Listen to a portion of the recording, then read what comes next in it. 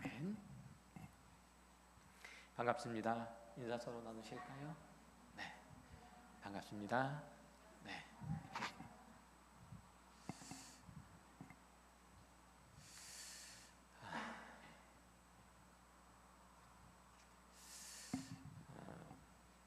교회 중에 아픈 이들이 꽤 많이 있고 또 이 모양 저 모양으로 주의를 잘 섬길 수 없는 이들이 있습니다. 위해서 기도해 주시길 바라고, 특별히 얘기가 많이 안 좋습니다. 어제 많이 더우셨죠? 어젯밤에 안 더우셨어요? 잠을 설칠 정도로 저는 더웠는데 어떠신지 모르겠어요. 특별히 건강하셨으면 좋겠습니다.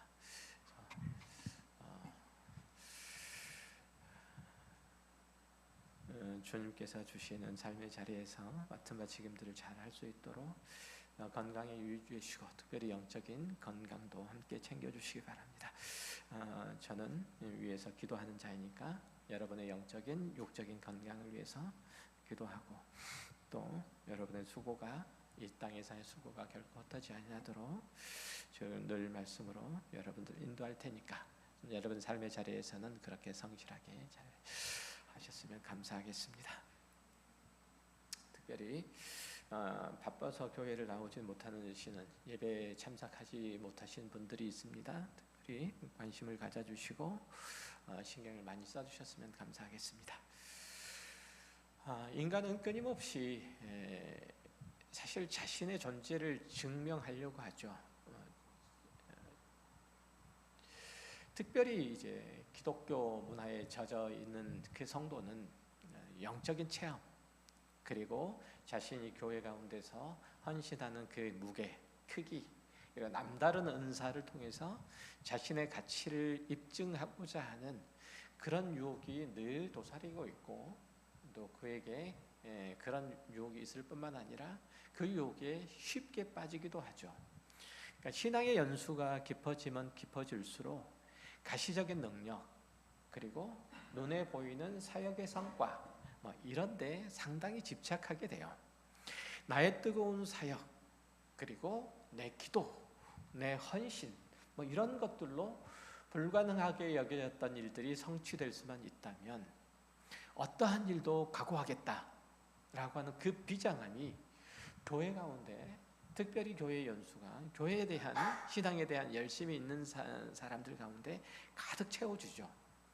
그러나 역설적이게도 이러한 화려한 열심, 그리고 초월적인 어떤 능력, 이런 것들이 난무하는 곳에서 교회 성도들은 위로를 얻기보다는 오히려 깊은 상처, 그리고 어지러운 분열, 이런 데 휩싸이곤 하죠. 뭐가 잘못됐기에 이런 걸까요? 나는 분명히 교회에 대한 열심이 있고 하나님께서 주신 그 자리를 성실하게 지켜나며 맡겨주신 사명을 잘 감당하고자 하는 그 열정들이 있는데, 그 열심들이 있는데 왜 교회는 오히려 그것들로 인해서 힘들어할까요? 무엇이 위대한 영적인 성취들을 일순간에 허무는 소음, 그리고 갈등을 만드는 도구, 이런 걸로 전락시킬까요? 사도 바울은 고린도 교회라는 거대한 그 영적인 혼란의 현장들을 마주대하면서 바로 이 치명적인 결핍들을, 오늘 본문에서 얘기하는 이 결핍들을 폭로해요. 지적하죠. 고린도전서 13장, 우리가 잘 아는 것처럼 흔히 사랑장이라고 불려지는 이 고린도전서 13장은 낭만적인 사랑의 찬가로 사실 되게 많이 소비돼요. 하지만 실상은 이 은사의 화려함에 눈이 멀어서 믿음의 본질들, 신앙의 본질들을 상실한 교회를 향한 어떤 의미에서는 준엄한 경고장이에요. 12장을, 고린도전서 12장을 살펴보면 영적인 은사론에 대해서 쭉 얘기를 하고 있죠. 그리고 14장에서는 예배의 질서와 성도들 사이에 덕을 세우는 그 얘기들로 쭉 영적인 쇠기들을 받고 있어요.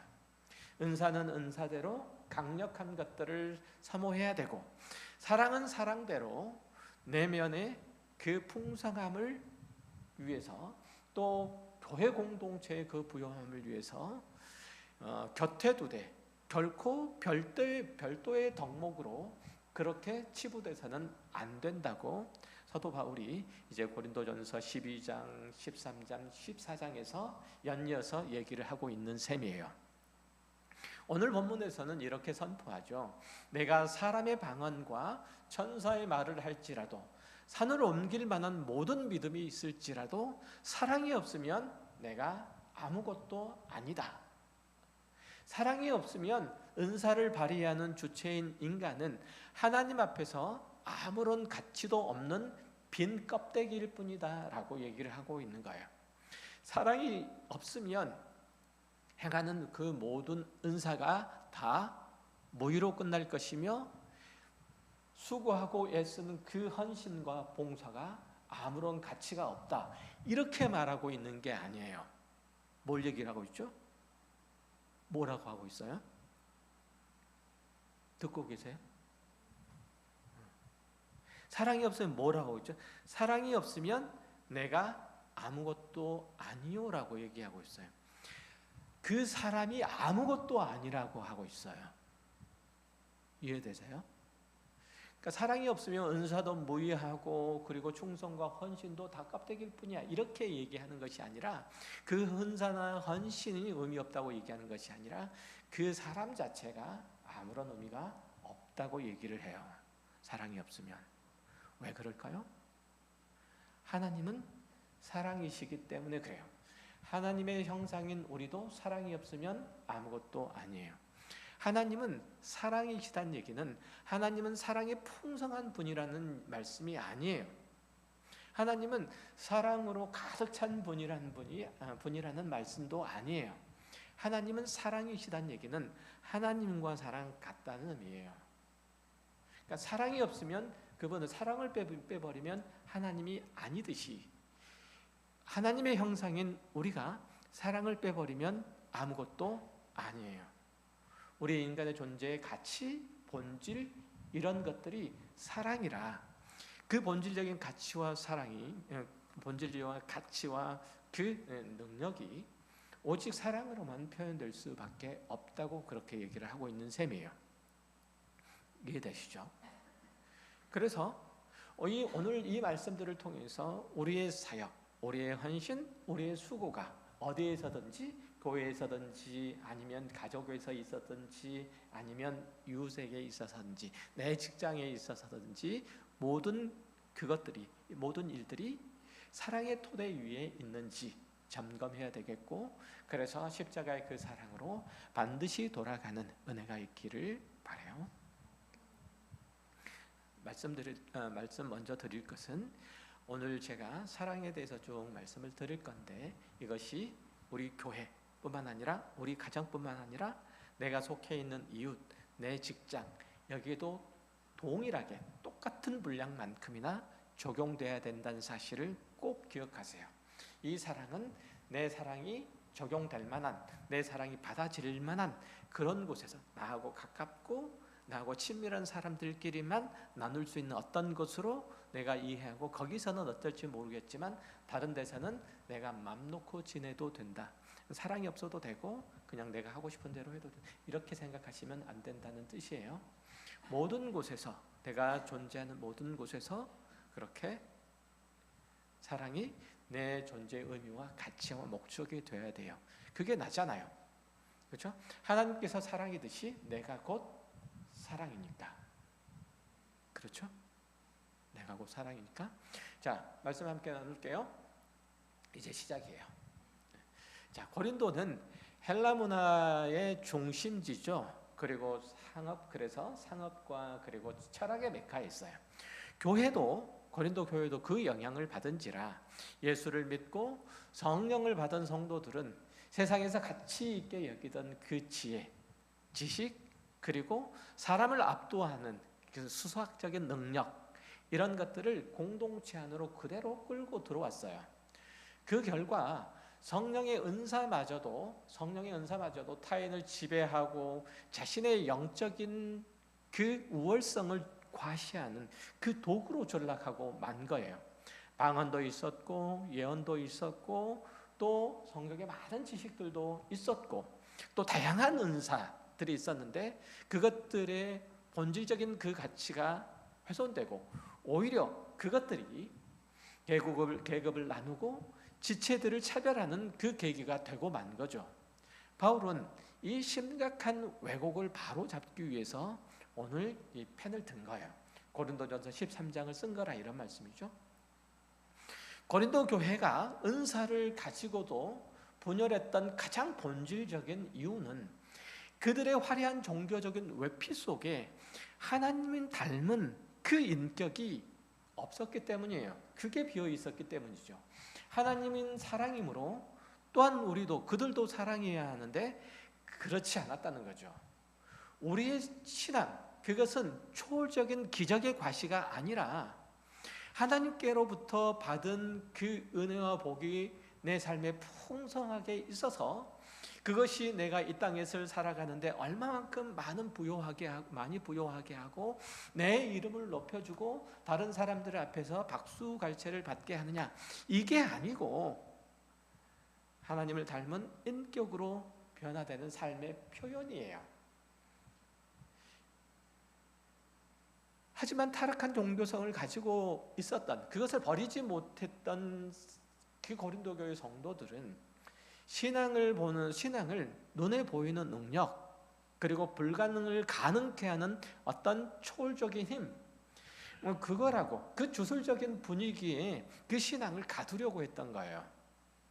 은사를 받으면 자신이 뭐 대단한 존재가 된 것처럼 착각하고 타인을 통제하려고 들고 하나님 자리에 자신을 올려놓는 그 무례함을 범했던 거예요. 이것은 고린도 교회 성도들뿐만 아니라 모든 시대를 초월해서 모든 성도들이 갖는, 내가 조금은 하나님의 은혜를 받았고 은사를 풍성하게 누리고 있고 또 그래서 나에게 방언하는 혹은 신유를 하는 어떤 능력을 가지고 있는 초월적인 능력을 가진 분이라면 더 그런 경우가 많죠. 그러니까 은사는 그것을 행하는 자의 인격과 그리고 삶을 반드시 통과해야 되고 그렇게 철저하게 인격적 그 사랑으로 지체들에게 흘러가야만 해요. 이걸 잊으면 안 돼요. 내가 가지고 있는 모든 은사는, 내가 가지고 있는 그 모든 은사의 사용은 뭘 통해서? 나의 인격과 삶을 통과해서 철저하게 사랑으로 그렇게 표출돼야만 한다는 거죠. 그러니까 내 은사를 통해서 섬김을 받는 모든 사람들은 내 은사가 뭘로 느껴져야 되냐면 사랑으로 느껴져야 되는 거예요. 사랑으로. 그러니까 내가 어떤 구체적인 은사를 펼쳐서 누군가를 돕고 있지만 그 은사가 구체적으로 어떻게 다가오기보다는 그 은사가 사랑의 표현들로, 내가 그에게 보내는 사랑의 표현들로 그에게 자극돼야 돼요. 그의 마음에 와야 된다는 거죠. 자, 이 은사의 사랑, 이 은사의 인격성에 대해서 이해하기 위해서 구약 선지자적 전통을 좀 살펴볼 필요가 있어요. 구약의 참된 선지자들은 하나님의 말씀을 대언할 때 단순하게 기계적인 확성기 역할, 녹음기 역할을 하지 않았어요. 그들은 하나님의 마음과 늘 하나 됐어요. 선지자 예레미야는 이스라엘을 향한 하나님의 찢어지는 그 아픔을 자신의 눈물로 쏟아냈고, 그리고 선지자 호사야는 바람난 아내를 끝까지 찾아 데려오시는 그 하나님의 비장한 사랑을 자신의 망가진 삶으로 드러내잖아요. 즉 은사와 그 사역이라고 하는 것은 언제나 하나님의 성품 그리고 하나님의 인격이라는 그 통로를 거쳐야만 진정한 효력과 정당성을 확보하게 돼요. 만약 성품이 배제된 채로 그 능력만 나타난다면 그것은 여호와의 이름을 망령되이 일컫는, 어떤 의미에서는 주술에 불과해요. 이와 동일한 원리를 우리는 마태복음 7장 예수님께서 말씀하여 주신 이 산상수훈에서 그 원리를 발견해요. 예수님께서는 거짓 선지자들을 구별하는 그 유일하고도 확실한 기준, 그걸 뭘 말씀하죠? 열매를 말씀하세요.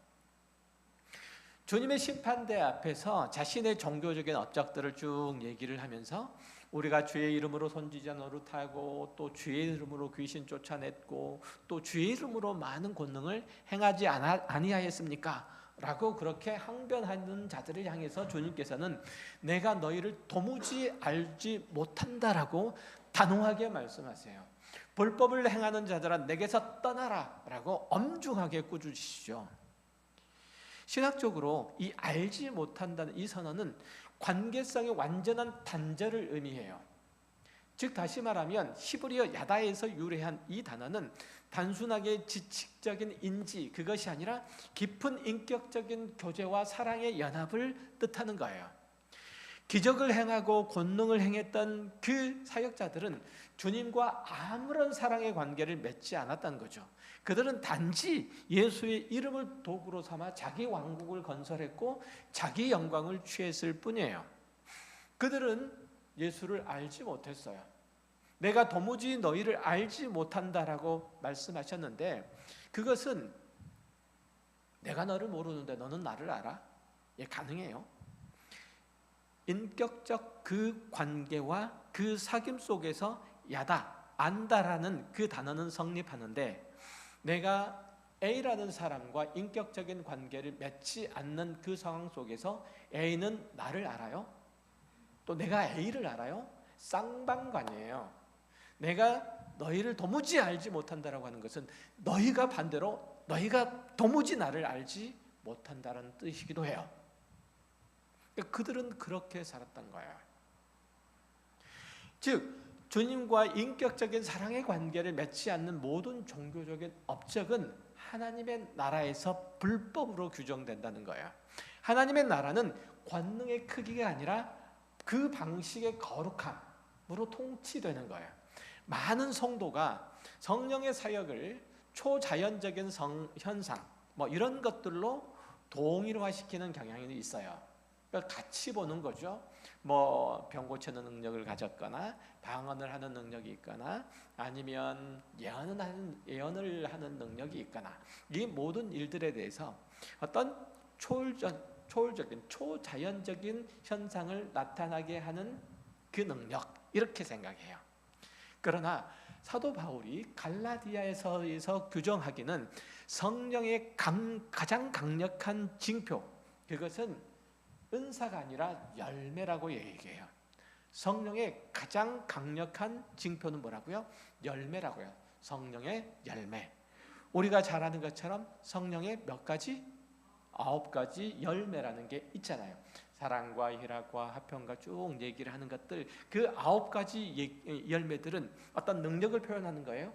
다 뭐에 관한 얘기죠? 사랑과 희락과 화평과 이런 것들은 다 성품이에요. 성품. 그렇죠? 성품에 관한 얘기예요. 인격의 어떤 결과물들이에요. 능력에 관한 얘기가 아니라.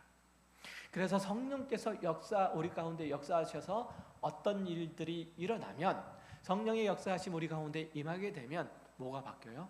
우리의 인격이 바뀌는 거예요. 우리의 삶이 바뀌는 거예요. 우리의 언어 행실이 바뀌는 거예요. 성령이 강력한 능력이에요. 육체를 쫓는 자는 아무리 그래서 신비한 능력을 행한다고 할지라도 그 삶의 결과가 분쟁과 시기와 분냄과 당짓는 것 이걸로 규결돼요. 성령의 역사는 사랑과 희락과 화평과 이런 것으로서 그 공동체를 뭐로 만드는? 하나로 만드는 그 역할들을 한다면 마귀의 역사는 육체를 쫓는 자의 모든 일들은 분열, 당짓는 것, 분낸 것 그러니까 그 공동체를 쪼개고 부서뜨리는 역할을 해요. 내가 하는 모든 행사가 어떤 일들이 그것이 성령의 능력으로 행한다고 할지라도 그것이 교회를 쪼개는 일들을 한다면 교회를 무너뜨리는 일로 작용된다면 그것은 성령의 역사가 아닌 거죠. 그렇죠? 그 은사는 은혜의 외적인 수단일 뿐이고 결국은 사랑의 열매만이 자기 신앙의 내적인 실제를 증명하는 거예요. 그러니까 내 신앙이 얼마만큼 성장했는가라고 하면 그것을 질문하고 싶으면 내 인격이 내 삶의 태도와 자세와 그리고 그 목표가 얼마만큼 그리스도를 닮고 닮아가려고 애를 쓰고 있는가로 자기를 확인하는 거예요. 다른 걸로 확인하는 게 아니고, 그러니까 내가 예수를 닮은 그 마음이 내 안에 얼마만큼 있고, 그로 인해서 내 안에 그 사랑으로 말미암아 주변이 나로 인하여 하나가 되고자 하는 그 마음들이 있는가? 하나님의 평강이 나를 통해서 나타나는가? 하나님의 화해가 나의 구체적인 수고로 말미암아 나타나는가? 이걸 봐야 되는 거죠. 이게 내 신앙의 실체를 입증해요. 하지만 타락한 본성은 언제나 그래요. 언제나 남과의 비교를 통해서 자신의 의의를 확인하려고 그래요. 항상 그래요.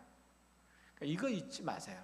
타락한 내가 본성을 가지고 있다는 것은 항상 내가 다른 누군가와 나를 비교해서 내 의의를 드러내고자 하는 것. 성전 위에 올라갔던 바리새인들이 그렇잖아요. 나는 저 세리와 같지 않고 뭐 이렇게부터 시작하잖아요. 그렇죠. 그러니까 세리와 그리고 죄인들 이런 사람들과 자신을 구분해서 나는 그 사람보다 의롭다라고 얘기를 하는 거죠. 나는 이토록 많이 기도하고 전도하고 봉사하는데 너는 왜 안 해? 이렇게 자신과 타인의 차이를 집요하게 드러내서 정죄의 그 발판으로 삼는 거예요. 그러나 주님께서는 죄인을 위해서 오셨죠. 죄인들을 찾아오실 때 그 거룩함으로 그 죄인들과 당신의 격차를 드러내서 그들을 징계하지 않으셨어요. 그들을 멸시하지 않으셨어요. 도리어 그 격차를, 우리와 당신 간의 그 격차를 십자가의 사랑으로 메우셨죠. 공동체를 무너뜨린 독선적인 마음은 사탄이 심어주는 그 종교적인 교만일 뿐이에요. 이러한 교만이 특히 은사를 둘러싸고 나타난다는 사실을 바울은 절대 놓치지 않아요. 그가 고린도전서 13장에서 제시하는 은사의 유연성, 그 유한성이 아니고 유한성은 중요한 종말론적인 의미를 지녀요. 종말론, 그러니까 신학적인 용어가 돼가지고 아이고 이렇게 생각하지 마시고 세상에 끝이 있다는 거예요. 그리고 한계가 있다는 것이고 그 안에서 끝나는 것과 영원한 것들이 있다는 거예요.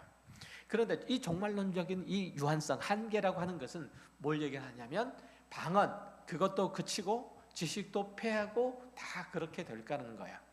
지금 우리가 누리는, 우리가 말하는 거의 모든 은사는 주님을 뵙게 될 그 날이 오기 전까지, 그 전까지만 있을 과도기적인 도구에 불과하다는 그 사실을 말하는 거죠.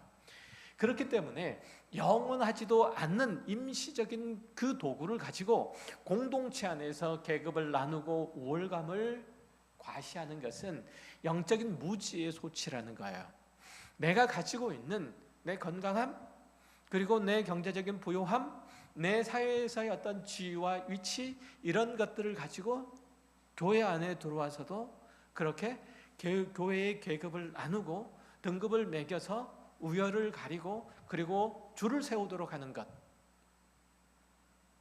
결코 그것은 마치 말씀드렸던 것처럼 잠시 있다가 영원한 나라에서는 썩어질 그것들을 가지고, 불타 없어질 그것들을 가지고 마치 영원한 것처럼 재고 있는 것과 똑같다는 거예요.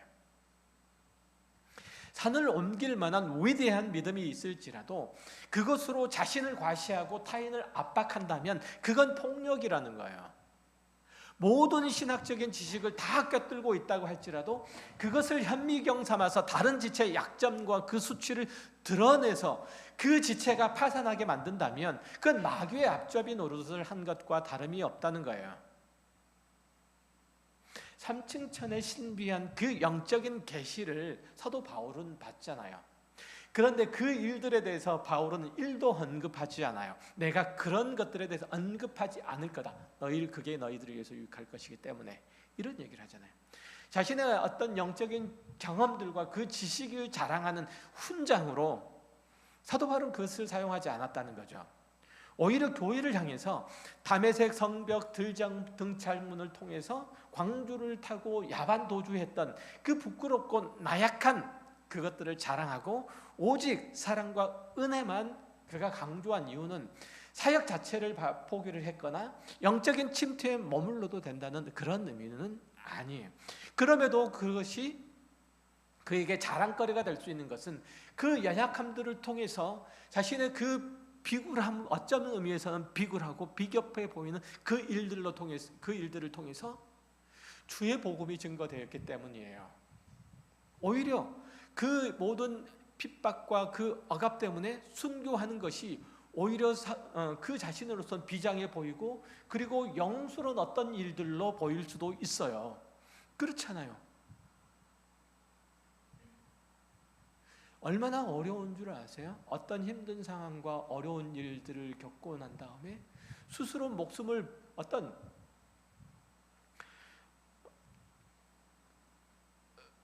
내 얼굴이, 그리고 내 이름이 땅에 떨어지는 그 비참한 그 순간에 그것을 가슴에 품고 다시금 죄를 엿보아 훗날을 기약한다는 게 얼마나 어려운 줄 아세요? 그걸 뭐라고 하죠? 절치부심 와신상담이라고 하잖아요. 굉장히 어려워요.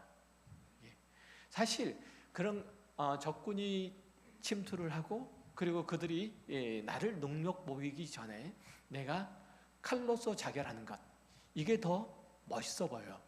영광스러워요.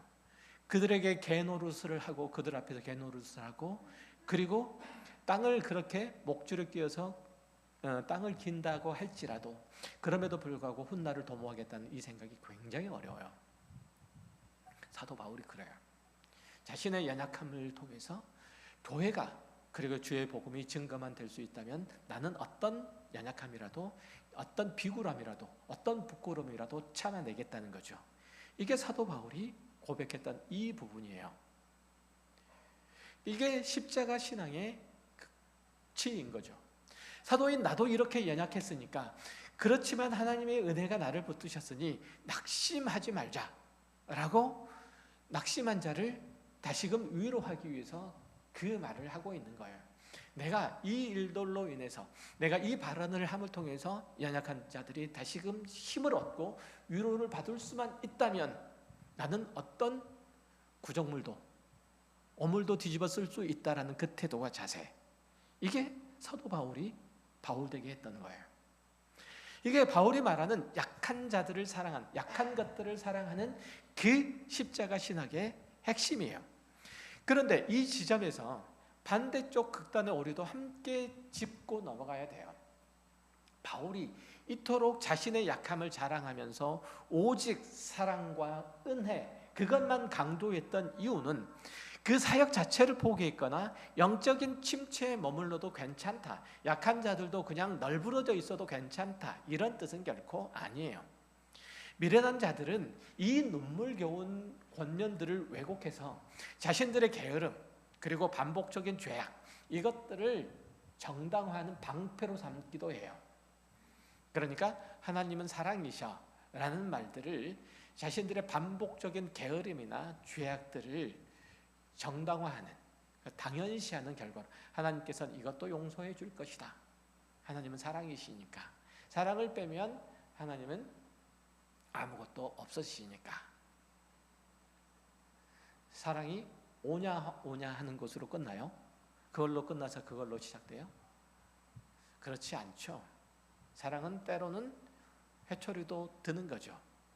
내가 그 사람이, 그 아이가 잘 될 수만 있다면, 훌륭하게 자라날 수만 있다면, 고귀한 인격체로 성장할 수만 있다면 내가 그를 위해서 무엇이든지 할 수 있는 거예요.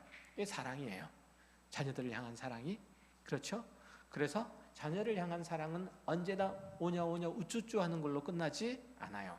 때로는 따끔하게 훈계도 하고 올바른 길을 보여주기도 하고 단호한 모습도 보여주는 게 사랑이잖아요. 마찬가지예요. 하나님의 사랑도 그러한 거죠. 사랑 없이 위세를 부리면서 일할 거면 차라리 아무것도 하지 말라, 이렇게 얘기를 했더니 아예 그냥 뒷짐지고 가만히 앉아서 땀 흘려서 일하는 다른 지체들 향해서 사랑 없이 일한다고 그렇게 눈치를 줘요. 그렇게 비아냥거려요.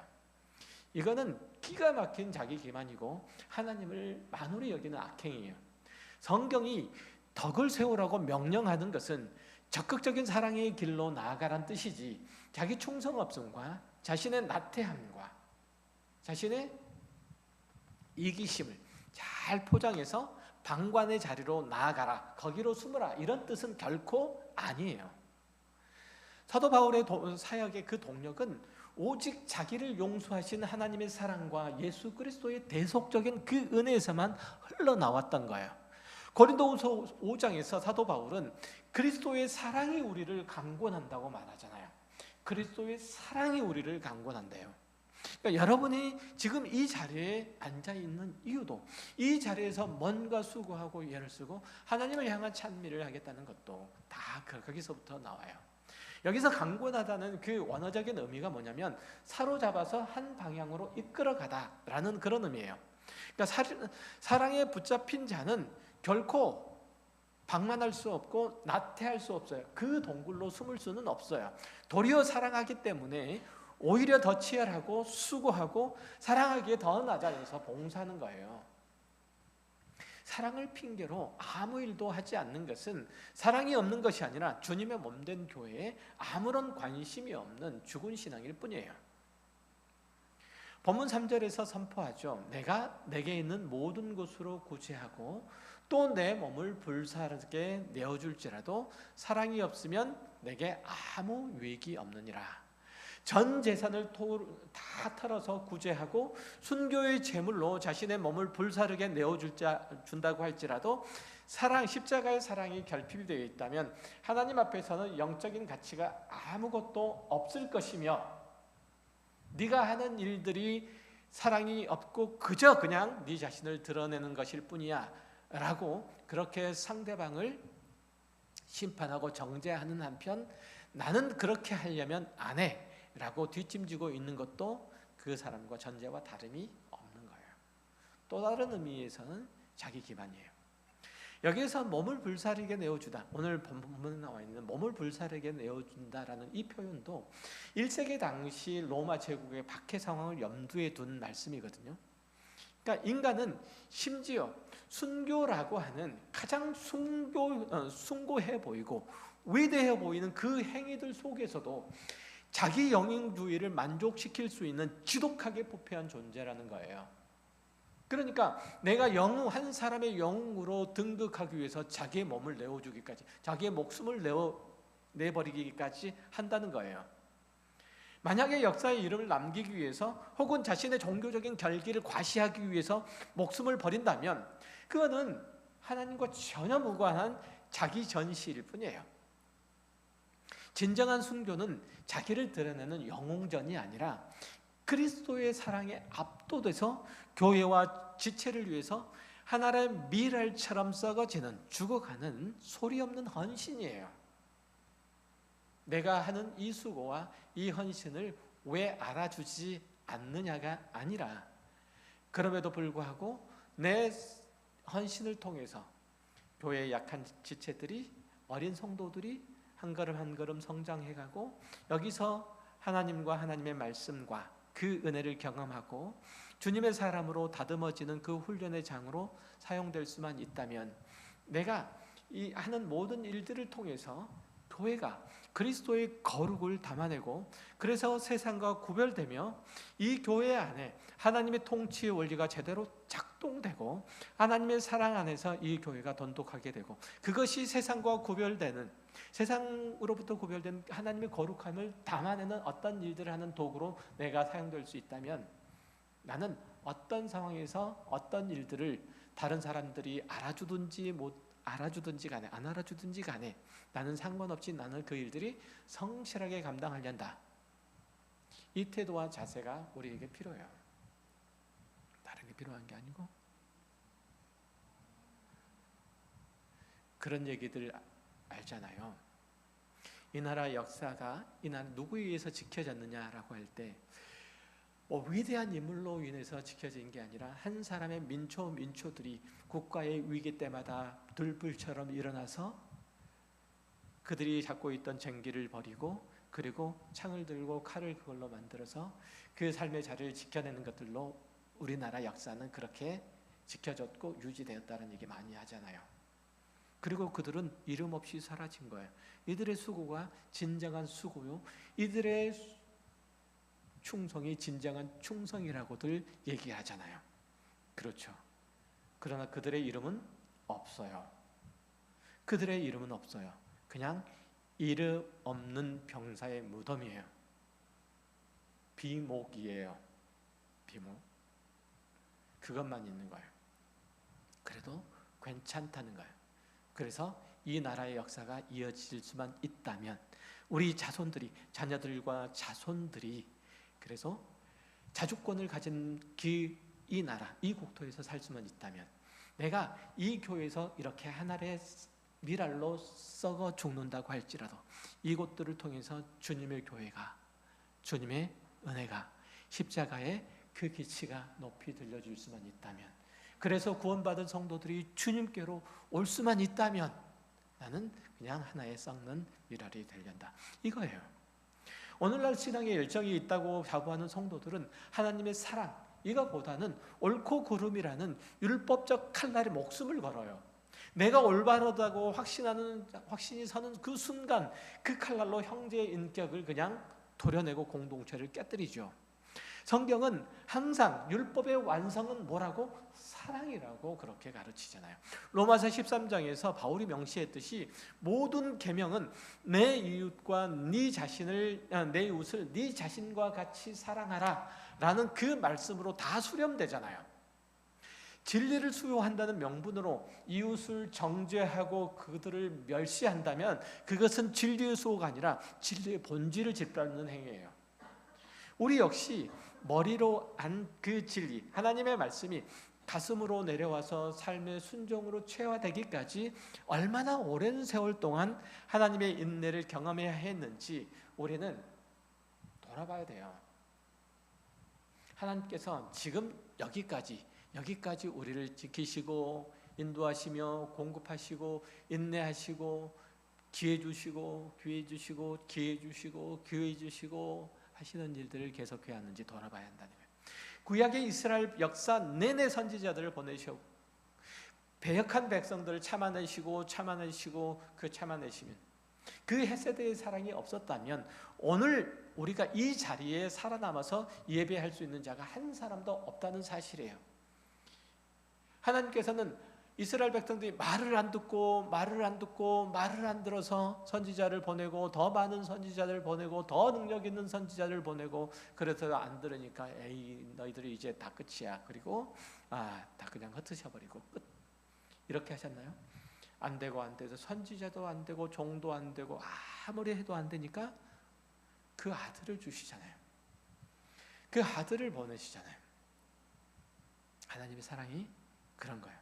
하나님 당신이 이곳에 오시잖아요. 이 낮은 곳으로. 그러므로 먼저 된 그리스도인이라면 연약한 지체가 진리를 깨닫고 돌이킬 때까지 그 조급증을 버리고 끊임없이 용납하고 격려해주는 인내의 사람으로 머무를 수 있어야 돼요. 그거는 자기 자신부터 그럴 수 있어야 돼요. 누구를? 자기 자신을 그렇게 할 수 있는 것으로부터 시작돼야 돼요.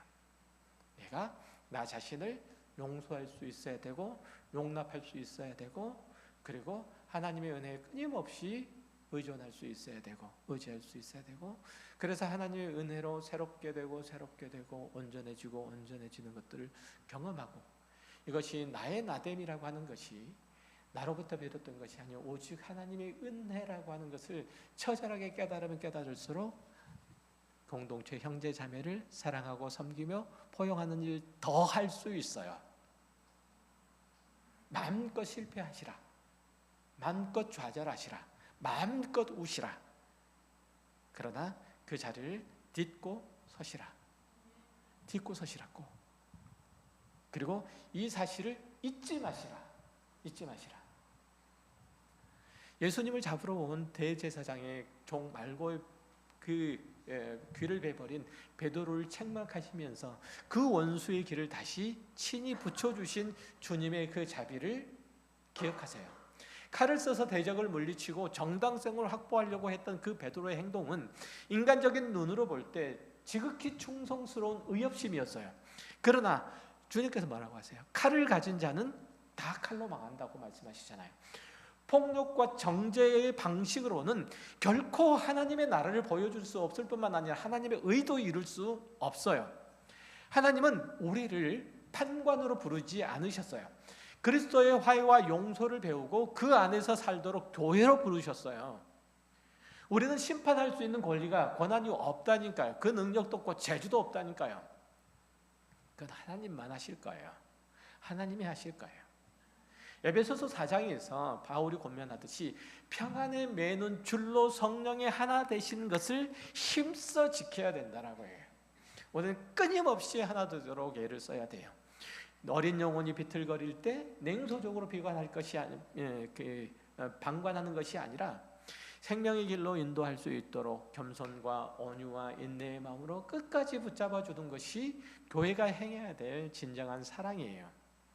이처럼 사랑은 공동체를 지켜내는 거룩한 힘이 되기도 하고 동시에 지체의 가장 나약한 부분까지 세심하게 배려하는 아주 구체적인 행위예요.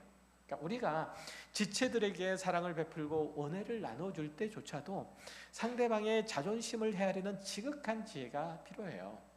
그러니까 내가 상대방에게 무언가를 주려고 할 때 제발 좀 눈치 좀 보세요. 그게 주는 사람의 태도예요. 내가 주는 자니까 나는 적어도 이 부분에 있어서는 그 사람보다 위에 있어 라고 해서 애따 먹어라 이렇게 하시면 곤란해요. 그러니까 주는 사람은 항상 뭘로? 눈치를 보면서. 강자의 미덕이 뭐라고요? 배려예요. 배려. 아량을 베푸는 거예요. 강자는. 그리고 약자의 미덕은 뭐예요? 약자의 미덕은 아부예요. 아부. 약자는 아부해야 돼요. 그렇죠? 약자라고 고개 빳빳이 되고 그래서 어쩌려고? 나한테 너한테 아부라도 하라고? 너한테 하소연이라도 하라고? 이렇게 하시면 안 돼요. 그렇죠? 강자는 아량을 베풀어야 되고 배려를 해야 되는 거고 그렇게 해야 되고 약자는 그렇게 해야 되는 거예요. 당연해요. 그게 지혜예요. 내 성실함과 내 부지런함이 은연중에 타인을 심판하고 경멸하고 그의 서투름을 대중 앞에 폭로하는 잔인한 무기가 되지 않도록 애를 쓰는 거예요. 그러니까 내가 누군가를 돕고자 할 때 오른손이 하는 일을 왼손이 모르게 하는 거예요. 그래서 오른손이 하는 일을 왼손조차도 모르게 하는 거예요. 타인은 모르게 하는 것은 물론이거니와 내가 다른 사람 앞에서 그런 얘기를 하면 얼마나 싫겠어요. 그 사람이 자존심 상하는 일이겠어요. 저는 그런 일들 어려서 그런 일들을 옆에서 보곤 했는데 불우이웃돕기 성금이라고 하는 거 옛날에 했어요. 그런데 가끔 가다 보면 각 학급에서 불우이웃이 있어요. 어려운 친구들이 있죠. 친구 누구 돕기 성금 그래가지고 칠판에 써놔요. 그 평생의 마음에 엄청난 그 짐이 그 상처가 그 마음에 생기는 거예요. 이 이름이 적힌 아이는 그거 안고 평생 살아요. 그거 안고 평생 살아요. 아무 생각 없이 한 어린아이 찰부지 어린아이들의 행동이잖아요. 그런데 그 아이는 당한 아이는 그렇게 살아요. 근데 그런 행동을 사실은 우리도 해요. 우리는 그렇게 해서 내가 너보다 위인 것을 다른 사람 앞에서도 과시하고 싶어 해요. 죄악이죠. 죄악이에요. 차라리 그냥 혼자 잡수시라. 살이나 띠룩띠룩 치르시라. 그게 낫다. 다른 사람 힘들게 하느니. 그렇죠? 그게 낫다. 우리 뿌리 깊은 어떤 보폐의 본성은 가장 순결해야 될 그 교회의 봉사, 수고, 헌신 가장 자기 애소자체도 은밀히 침투해요. 그래서 자기의라는 독버섯을 피워오르게 해요. 성경이 말하는 십자가는 인간의 모든 종교적인 시도, 도덕적인 그 자만심에 대해서 완전한 사망 선고예요. 사형 선고죠. 그러니까 십자가 앞에서 인간은 자신의 선행이나 아니면 은사로 하나님을 매수할 수 없다는 것, 하나님 앞에 자신을 평가받을 수 없다는 것을 드러내게 만드는 게 십자가예요. 십자가 앞에서 잘난 체 할 사람이 누가 있어요? 오직 전적인 그 은혜 앞에서 무릎을 꿇는 자, 그래서 십자가의 은혜를 지독히 경험한 사람만이 참된 사랑을 시작할 수 있어요. 여기 있는 사람 다 그런 분이시잖아요. 그렇죠? 다 그런 분이시잖아요. 십자가의 사랑을 아시는 분이잖아요. 저는 그거 의심하지 않아요. 허물과 죄로 영원히 죽었던 우리를 살려주시기 위해서 독생자 예수 그리스도를 십자가에 내어주시기까지 우리를 품어주신 하나님 아버지의 그 미련해 보이는 그 사랑 앞에 우리가 어찌 고개를 들고 타인을 심판하며 우리의 영리함을, 우리의 지혜로움을 과시할 수 있겠어요? 법과 정의의 잣대로는 정죄받아도 마땅할지라도 그 죄인을 품지 못해서 아파하고 눈물을 흘리는 그 부모의 마음이 우리를 향한 주님의 심장이잖아요. 그렇죠? 살인자의 아버지, 어머니라도 그 자식은 귀한 거예요. 그게 부모의 마음이잖아요. 주님의 마음이, 하나님의 마음이 그러해요. 그래서 그 아들을 보내신 거예요.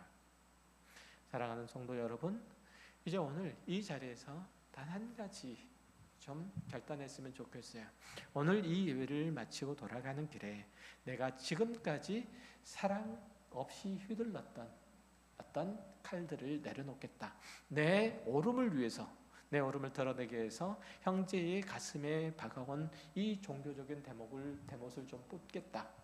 내 충성 없음을 포장하기 위해서 사랑이라는 단어를 방패막이로 삼아서 내 게으름을, 내 나태함을 가리고자 했던 자기 기만에서 깨어나겠다. 그리고 내가 가지고 있는 은사와 직분과 재능을 통해서 공동체 안에 있는 가장 연약하고 가장 낮은 그 자리에 있는 사람들을 섬기는데 내가 오늘 사용되겠다. 하나의 썩는 밀알로 내가 비록 이름 없는 들풀로 쓰러지는 한이 있더라도 그 자리에서 하나님의 은혜의 영광만 찬송할 수 있다면, 아무도 알아준다 하지 않더라도 그 자리에서 하나님께서 창조하신 그 창조의 목적을 따라 그 이름 없는 들풀의 향기를 뿜어내고야 말겠다라는 태도를 가지시기 바랍니다. 우리가 추구해야 될 최고의 길은 더 큰 은사를 자랑하는 게 아니라 더 깊이 사랑하는 겁니다. 사역의 연수가 더해지면 더해질수록 우리의 언어는 더 부드러워져야 되고, 우리의 눈빛은 더 큰 공유를 담아야 되고, 우리의 손은 더 낮은 곳을 향해야 돼요. 우리를 위해서 자신의 목숨을 내어버려 주신 그 예수 그리스도의 그 위대한 사랑을 경험하도록 우리 평생을 다해서 자기를 부인하고 오직 십자가의 사랑만을 선택하는 참된 그리스도인이 되기를 주의 이름으로 축원합니다. 그래서 그의 모든 우리의 사랑의 내용들이 가장 가까이 있는 우리 가정과 우리 교회, 그리고 속해 있는 모든 이웃들, 그리고 직장에서 만나는 모든 사람들, 그 모든 일들 속에서도 함께 나타남으로 말미암아 내가 하나님의 자녀인 것을 많은 사람들이 그로 인해서 기뻐하는, 그로 인해서 덕을 보는, 그로 인해서 하나님의 사랑을 알게 되는 귀한 역사가 우리를 통해서 나타나기를 주의 이름으로 축원합니다. 기도하겠습니다. 하나님 감사합니다.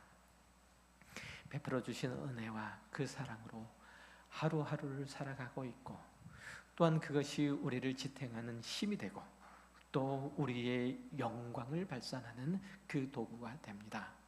하나님, 그 모든 것들이 하나님께로부터 왔고, 그래서 우리가 그 모든 것들을 통해서 우리뿐만 아니라 함께하는 모든 이들에게 사랑으로, 자비로, 긍휼로 하나님을 나타내야 하는 자들입니다.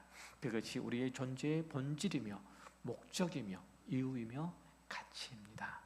이 사실 안에 우리의 삶의 모든 내용들을, 그리고 방향성들을 정하게 하시고 그걸로 인하여 기쁘게 하여 주옵소서. 우리가 행하는 모든 일들을 통해서 예수 그리스도의 십자가의 그 사랑이 나타나겠으면 좋겠습니다. 우리가 수고하고 애쓰는 모든 일들을 통해서 그 예수 그리스도를 보내신 하나님의 놀라우신 은혜가 나타났으면 좋겠습니다. 하나님, 그 도구로, 그 인격체로 주님 닮은 주님의 사람으로 우리를 변화시켜 주시고 사용하여 주옵소서. 하나님, 이제 고개를 들고 이제 예배를 마치며 각자의 길로 각자의 삶의 자리에 나가는 모든 주의 백성들이 그렇게 하나님의 사랑에 감격하여 하나님께서 사랑이신 것처럼 그렇게 우리 자신도 사랑인 것을 드러내는 이번 일주일의 생애가 되도록 주님의 은총을 베풀어 주옵소서. 은혜를 부어 주옵소서. 감사드리며 예수 그리스도 이름으로 기도했습니다. 아멘.